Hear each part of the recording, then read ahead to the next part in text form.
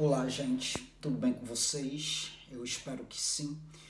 Bom, venho fazer para vocês mais uma sessão que vai corresponder à playlist Signo, Significado e Significante. Playlist esta que contempla o canal Só Psicanálise e que você vai encontrar o link dela aqui no comentário em destaque na plataforma do YouTube, caso você queira ter uma compreensão abrangente acerca do que eu venho falando sobre essa temática, tá bom? Anteriormente eu estava falando sobre o significado da perspectiva de Saussure, né? E que eu trouxe esta devida temática. Porque para a compreensão do inconsciente enquanto uma linguagem, que fora aí sedimentado por Lacan, é preciso ter uma compreensão no que diz respeito àquilo que Lacan se debruçou, né, para de fato construir essa premissa que faz referência ao inconsciente estruturado em linguagem. E quando a gente fala do inconsciente estruturado enquanto uma linguagem, vem à tona, né, a questão do signo, significado e significante. Eu pensei nesse vídeo aqui em trazer para vocês na perspectiva de Lacan. Mas antes eu quero voltar um pouco mais no que diz respeito à linha histórica da psicanálise, para que vocês possam de fato entender de modo abrangente o que é que fundamenta, né, esse ímpeto que leva Lacan a estruturar o inconsciente enquanto uma linguagem. Isso parte do fato de ele ter se debruçado na teoria freudiana de representação, né? Bom, o que é que acontece? Freud ele tem um trabalho que fala da concepção das afasias. É um trabalho datado ali no ano de 1891, tá? Freud ele vai propor uma abordagem que naquele momento fora uma abordagem inovadora, uma abordagem que visava compreender de fato a natureza das representações mentais e a sua relação com o mundo externo, tá? Freud ele vai debruçar-se nessa questão, né? Ou seja, segundo Freud, a representação não é uma simples cópia dos estímulos externos. Aí veja que Freud já começa a esboçar o que Lacan vai trazer enquanto significado, enquanto significante, entende? Mas Lacan ele não vai concordar com essa, vamos dizer que com este modo com o qual Freud propõe essa questão, né? E como que Freud propõe isto, né? Falando que, de fato, a representação não é uma simples cópia dos estímulos externos. Ele vai dizer que a representação, e mais especificamente a representação mental, né, há de ser o resultado intrincado de um processo, sabe, de reorganização que fora operado pelo sistema nervoso. Isso vai se dar, vai dizer ele, ao longo de sucessivas etapas. Caio, ficou muito complexo isso aí que tu falou, não entendi nada.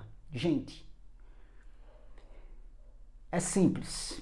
Freud ele postula que as informações sensoriais do mundo externo irão passar por uma série de reorganizações. Desde sua entrada ali, sabe?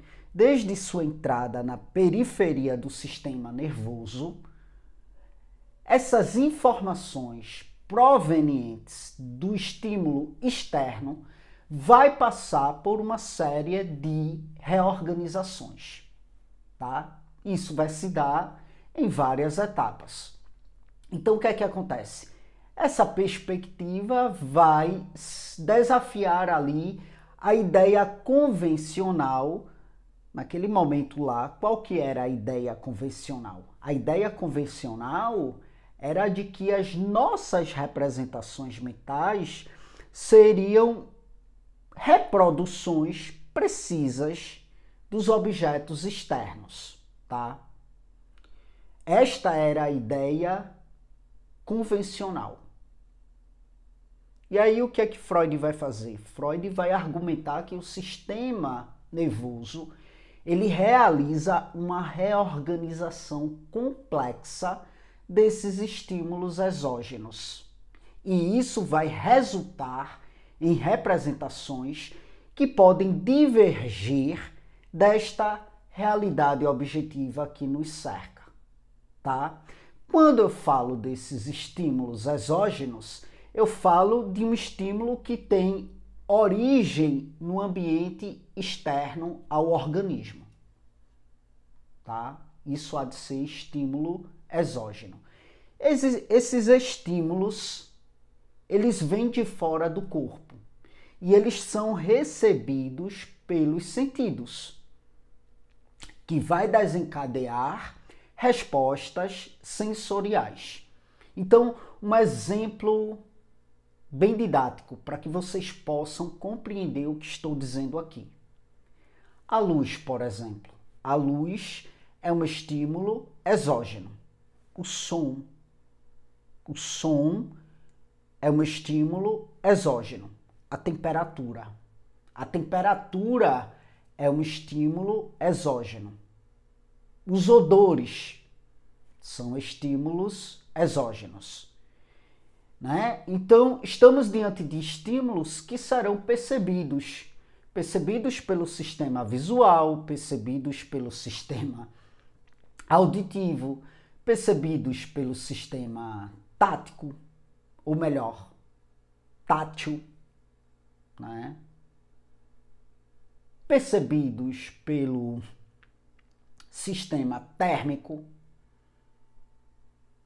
percebidos também pelo sistema olfativo, tá? Então, ou seja, eu falo de luz, eu falo de som, eu falo de temperatura, eu falo de odores, tudo isso são estímulos exógenos, estímulos que estão fora do organismo e serão percebidos pelo organismo a partir do sistema visual, a partir do sistema auditivo, a partir do sistema tátil, a partir do sistema térmico, a partir do sistema olfativo.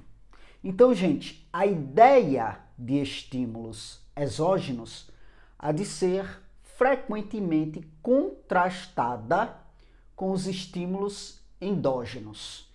Quando eu falo de estímulos endógenos, eu falo daqueles que são gerados internamente pelo próprio organismo, certo? Então, por exemplo, pensamentos são estímulos endógenos, tá? Por quê? Porque são gerados internamente pelo próprio organismo. Emoções, impulsos neurais, né? Estamos diante de processos internos do corpo. Então, esses processos internos são considerados estímulos endógenos. Então, o que é que acontece? Freud argumenta que o sistema nervoso realiza uma complexa reorganização dos estímulos exógenos, o que vai resultar em representações que podem divergir da realidade objetiva. Ou seja, a luz, por exemplo. Eu posso perceber a luz de um modo diferente de você que está aí me assistindo. Entende? A luz em si ela está aí numa realidade objetiva. Mas a minha representação, a forma como eu percebo a luz, não é uma cópia fiel dessa realidade objetiva. Isso passa por aquilo que há de ser o meu processo subjetivo de ser e estar no mundo. Entende? Então, quando Freud fala de representação, Freud vai falar sobre essa questão do perceber de modo singular, do perceber de modo subjetivo. Então, gente, uma das contribuições notáveis de Freud nesse contexto há de ser, de fato, a introdução dos conceitos de representação de palavra, representação de objeto. Então, quando eu falo de uma representação da palavra, eu falo de um complexo associativo que vai englobar imagens acústicas e visuais. No vídeo anterior a este, eu falei do significado a partir de uma perspectiva, a partir da perspectiva de Saussure, tá? E lá eu falo sobre a questão das imagens acústicas, né? Então volta aí, sabe, um vídeo antes desse e assista para que você possa ter uma compreensão que venha interconectar todas essas questões abordadas para que a gente possa chegar no Lacan estruturando o inconsciente enquanto uma linguagem. Quando eu falo do elemento acústico, eu falo de um elemento que de fato desempenha um papel crucial na organização desse complexo associativo. Quando eu falo desse complexo associativo, eu falo de tudo aquilo que de fato se soma a partir daquilo que a gente percebe dessa realidade objetiva. E aí a gente vai ter uma representação que é subjetiva dessa realidade objetiva. E essa representação subjetiva há de ser uma soma, né, de tudo aquilo que está ao nosso redor e que a gente vai percebendo, identificando, interpretando e disso tirando representações, conceitos que irão se assentar em uma perspectiva singular de mundo, entende? Então, gente, o que é que acontece? A representação de objeto é um complexo associativo. Todas as nossas representações, tudo aquilo que a gente extrai da realidade objetiva, tudo aquilo que a gente interpreta subjetivamente da realidade objetiva, estamos diante aí, né, da representação do objeto, onde essa representação do objeto é um complexo associativo, que vai dar ênfase, vamos dizer assim, em imagens sensoriais variadas, sendo a imagem visual aquilo que a gente vê, né?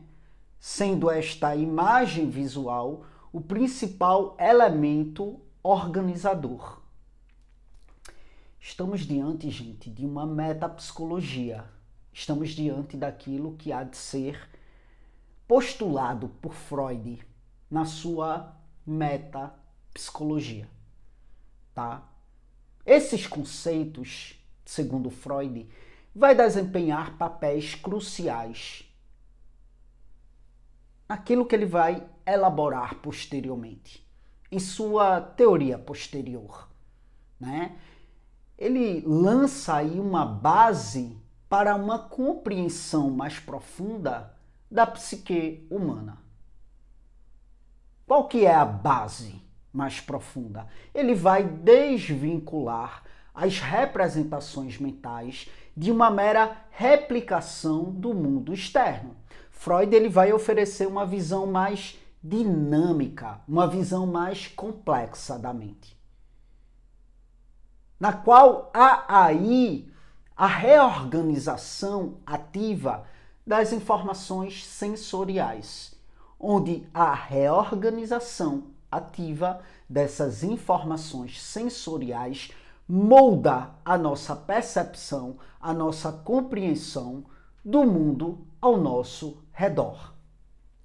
Estamos diante de uma abordagem inovadora que vai acontecer ali naquela época lá de Freud, no século XIX. Mas é uma abordagem que até então influencia o pensamento contemporâneo, no que diz respeito à mente mesmo e às suas complexidades. Mas Lacan ele vai olhar para isso e vai dizer, peraí, né? Freud está muito orgânico, está muito no âmbito do mental, no âmbito do fisiológico, né? E aí é quando Lacan vai pensar, olha, o sujeito, né, ele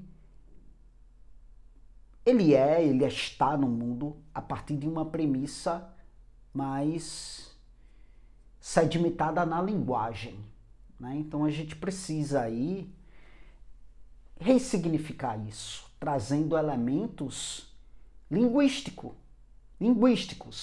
né? Já que o sujeito ele está sendo, né, assentado numa dinâmica que vai contemplar a linguagem. Isso tudo aí, quando Freud traz esse conceito de representação da palavra, né, representação mental, tudo isso aí está muito orgânico, Lacan vai dizer. Então a gente precisa descaracterizar mais isso aí, né, e partir para um âmbito de fato mais linguístico. E é quando ele vai partir para Saussure. E é por isso que anteriormente eu falei do significado na perspectiva de Saussure. E a gente vai avançar e eu vou falar do significante na perspectiva de Saussure, né, para daí então, sim, trazer um inconsciente estruturado enquanto uma linguagem na perspectiva lacaniana e vou trazer no que é que Lacan vai divergir de Saussure, porque sim, apesar de ele se inspirar em Saussure, mas vai chegar um momento que ele vai por um caminho diferente do caminho de Saussure, mas ele traz elementos, né, da linguística para a sua psicanálise. E aí, gente, para finalizar de modo didático tudo isso que eu falei aqui para vocês, eu peço para que vocês possam imaginar aí um artista plástico, né? O artista ele não simplesmente vai fazer uma réplica da realidade na sua tela. É isso que Freud vai trazer para a gente ao falar de representação mental, que vai passar por todo um processo de reorganização a partir do momento que ele bate na periferia do sistema nervoso central, sabe? Então o que é que acontece? O artista plástico, ele não simplesmente replica a realidade em sua tela, mas ele vai rearranjar essa realidade. Ele vai interpretar por meio das cores, né? Então, ele vai ter ali uma forma subjetiva quanto a criar uma representação única. Então, é isso que Freud traz. Freud traz que a nossa mente não vai reproduzir fielmente o mundo externo. Não vai. Em vez disso, ela reorganiza os estímulos exógenos e molda a nossa percepção de acordo com nossos processos internos, tá? Então, quando Freud ele fala sobre o sistema nervoso reorganizando os estímulos exógenos, é como se o artista estivesse misturando, reinterpretando e dando forma às cores e às formas originais, né, para daí então criar a sua expressão pessoal. Então, essa perspectiva, ela vai destacar a natureza ativa e interpretativa da mente no que diz respeito à construção das representações mentais, e isto vai além de uma simples reprodução do que está fora de nós. E é isso, gente. Eis o conceito de representação mental que fora trazido por Freud, tá? E aí é como eu falei para vocês, é olhando para isso, é debruçando-se nisso que Lacan vai ressignificar isso aí. Né? Quando ele debruça-se sobre a concepção das afasias do ano de 1891, texto elaborado por Freud, trabalho elaborado por Freud, ele vai... talvez isso aqui esteja precisando, né, de uma coisa mais bem elaborada e que de fato tem a ver com a dinâmica do ser e estar no mundo do sujeito. Tá? E é isso, gente. A gente continua, tá?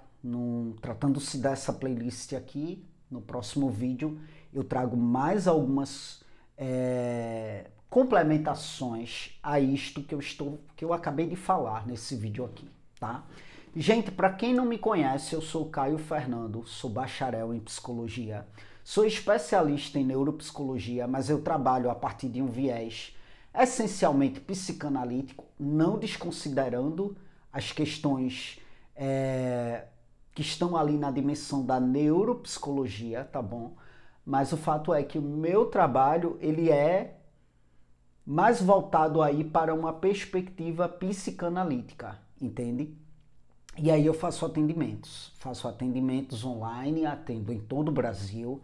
Se você estiver em busca de um acompanhamento psicológico e de repente você se identificou com a minha forma de falar aqui, né, desses assuntos aí na dimensão da psicanálise, na dimensão da psicologia, você pode entrar em contato comigo através do meu WhatsApp, que vai estar aqui na plataforma do YouTube, no comentário em destaque.